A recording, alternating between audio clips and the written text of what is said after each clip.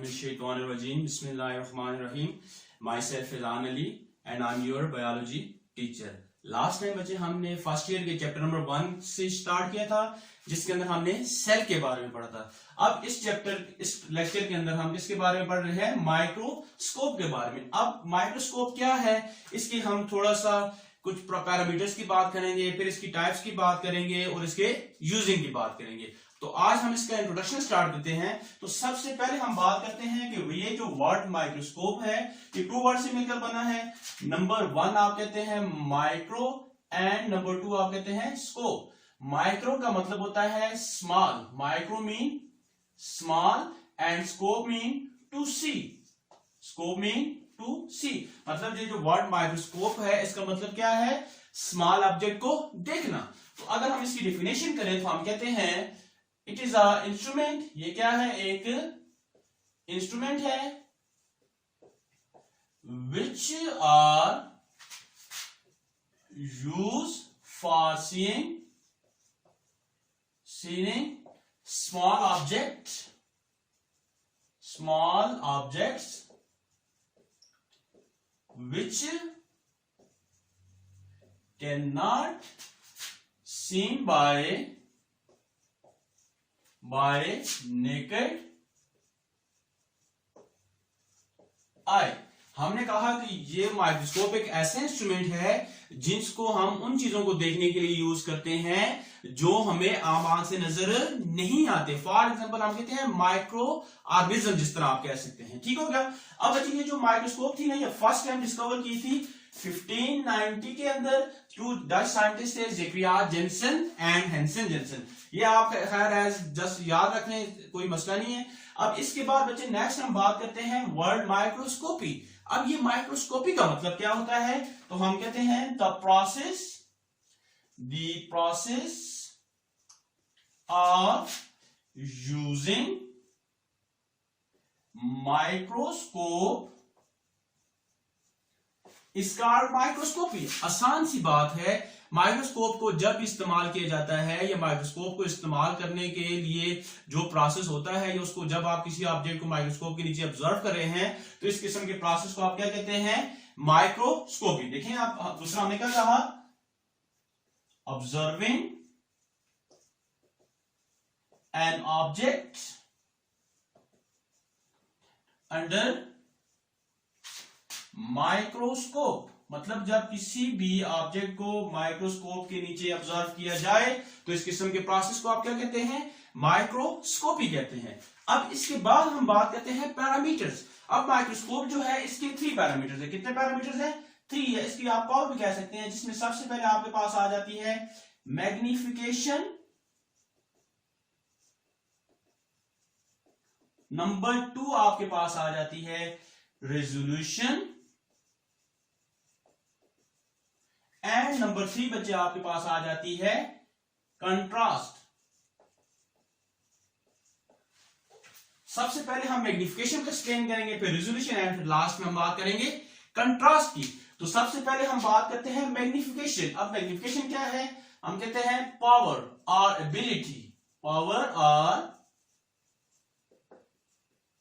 Ability of microscope to enlarge an object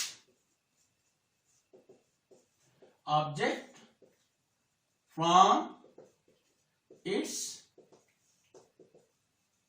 original size।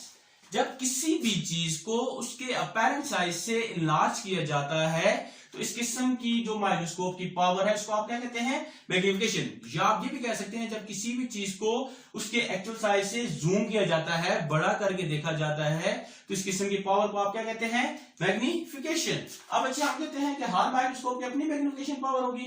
फिर हम कहते हैं इट इज मैन, जो इंपॉर्टेंट, इट इज इंडिपेंडेंट। ये क्या होती है? इंडिपेंडेंट होती है। इंडिपेंडेंट मतलब ये किसी चीज के ऊपर डिपेंड नहीं करती। और इसको हम कहते हैं mostly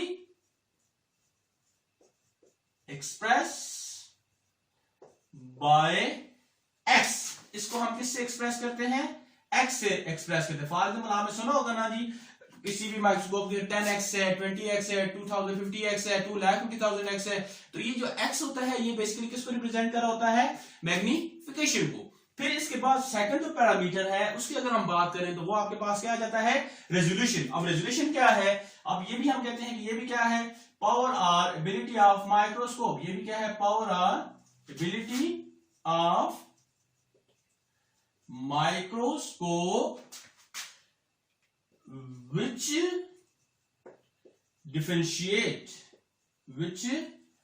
differentiate between two or more parts of magnifying objects।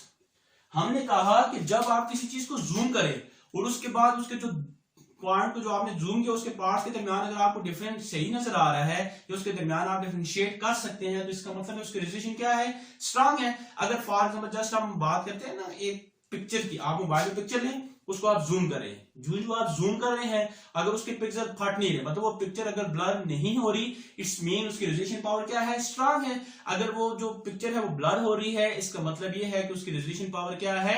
Week है। ठीक है। और इसके अलावा हमने कहा कि जो रेजोल्यूशन पावर है it is dependent, it is क्या होता है? Dependent, it is depend on magnification power. मतलब किसी भी माइक्रोस्कोप की जितनी स्ट्रांग मैग्निफिकेशन पावर होगी उतनी ही ज्यादा उसकी रेजोल्यूशन पावर स्ट्रांग हो सकती है या होती है। मतलब जितना ज्यादा आप किसी चीज को जूम करेंगे तो उतनी ज्यादा उसकी रेजोल्यूशन पावर स्ट्रांग हो। देखें अगर आप ये डार्ट है ना तो इस डार्ट को आप मैग्नीफाई नहीं करते, इसकी रेजोल्यूशन पावर आप नहीं देख सकते कि कितनी है, लेकिन जब आप इसको जूम करेंगे तो फिर आप इसके पार्ट जितना ज्यादा जूम करेंगे उतने ही आप उसके पार्ट के दरमियान क्या कर सकते हैं? डिफरेंशिएट कर सकते हैं। तो इट्स मीन की जो रेजोल्यूशन पावर है ये डिपेंड करती है किसके ऊपर है? मैग्निफिकेशन पावर के ऊपर। फिर इसके बाद हम कहते हैं जो नेक्स्ट हमारे पास आ जाता है कंट्रास्ट, तो हम कहते हैं द ब्राइटनेस और darkness of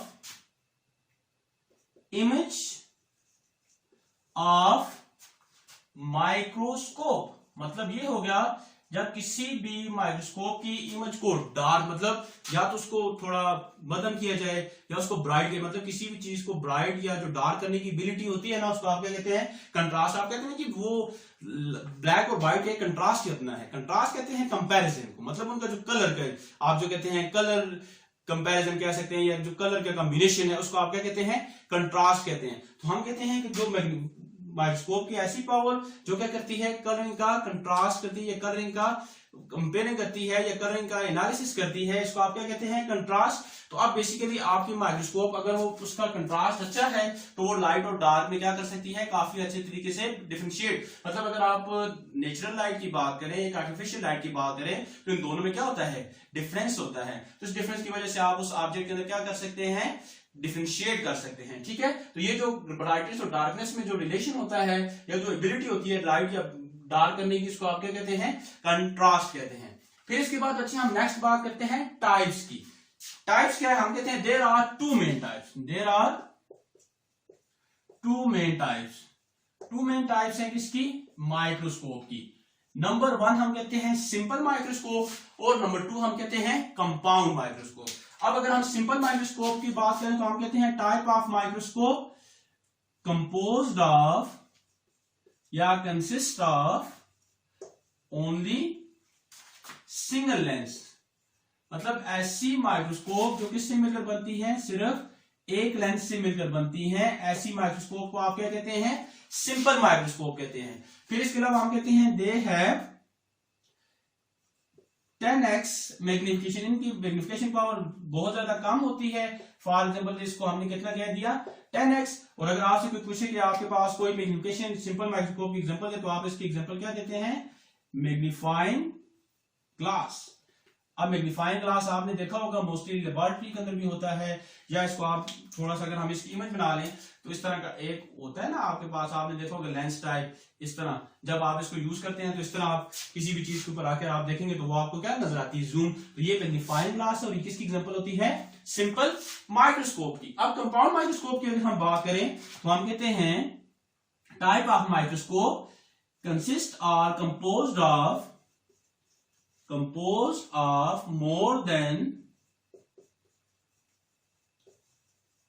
one लेंस। मतलब ये हो गया कि ऐसी माइक्रोस्कोप जो एक से ज्यादा लेंस से मिलकर बनती है, ऐसी माइक्रोस्कोप्स को आप क्या कहते हैं, कंपाउंड माइक्रोस्कोप। अब इसकी डिफरेंट टाइप्स होती हैं आगे, उनमें से कुछ इंशाल्लाह हम नेक्स्ट वीडियो में डिस्कस करेंगे, जो कि आपके पास आ जाती है लाइट माइक्रोस्कोप, ये जो हमारे कॉलेजेस के अंदर या यूनिवर्सिटीज के अंदर होती है, इसको आप क्या कहते हैं, लाइट माइक्रोस्कोप। और दूसरी आपके पास आ जाती है इलेक्ट्रॉन माइक्रोस्कोप। अब ये जो लाइट माइक्रोस्कोप है और इलेक्ट्रॉन माइक्रोस्कोप है, इसको हम नेक्स्ट वीडियो में क्या करेंगे, इन दोनों को एक्सप्लेन करेंगे। अब बच्चे यहां तक अगर आपको किसी किस्म का कोई भी मसला हो, किसी चीज में कोई भी कंफ्यूजन हो, तो आप हमसे कमेंट बॉक्स में पूछ सकते हैं। अब एक दफा इसको रिवाइज कर देते हैं। हमने कहा कि माइक्रोस्कोप क्या है, टू वर्ड से मिलकर बना है, that is micro mean small and scope mean to सी।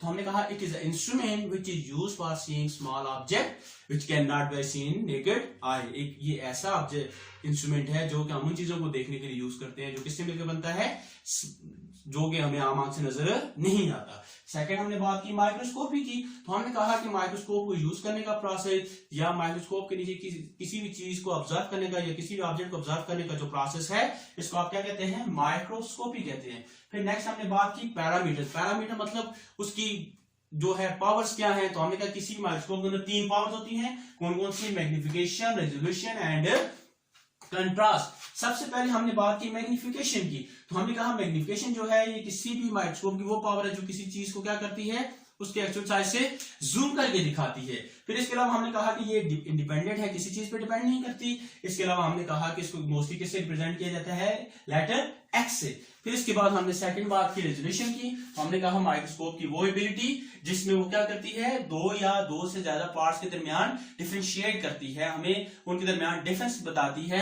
ऐसी पावर को आप क्या कहते हैं, रेजोल्यूशन। हमने कहा ये डिपेंड करती है किसके ऊपर, मैग्निफिकेशन के ऊपर। फिर लास्ट में हमने बात की कंट्रास्ट की, तो हमने कहा ये जो कंट्रास्ट है ये क्या है, ब्राइटनेस और डार्कनेस जो है ना, पावर जो है लाइट किसी भी इमेज को लाइट कर देती है या डार्क कर देती है, मतलब उसके कलर के दरमियान जो डिफरेंशिएट करते हैं, इसको आप क्या कहते हैं, कंट्रास्ट कहते हैं। फिर एंड में हमने बात की टाइप्स की, तो हमने कहा देयर आर 2 मेन टाइप्स। कौन कौन सी, सिंपल माइक्रोस्कोप, नंबर 2 हमने बात की कंपाउंड माइक्रोस्कोप। सबसे पहले हमने कहा सिंपल माइक्रोस्कोप, तो हमने कहा कि ये ऐसी माइक्रोस्कोप है जिसके अंदर सिर्फ ओनली 1 लेंस होता है और इसकी मैग्निफिकेशन बहुत ज्यादा कम होती है, और एनी हाउ हम कहते हैं कि it is about only 10x। 10x मतलब ये किसी भी चीज को 10 टाइम्स जूम करके दिखाती है। फिर इसकी एग्जांपल हमने कहा मैग्नीफाइंग ग्लास, जो हमने कहा लैब के अंदर या आप मोस्टली आपने देखो ना पहले जो बुजुर्ग होते थे उसको यूज कर अखबार को पढ़ने के लिए यूज करते थे।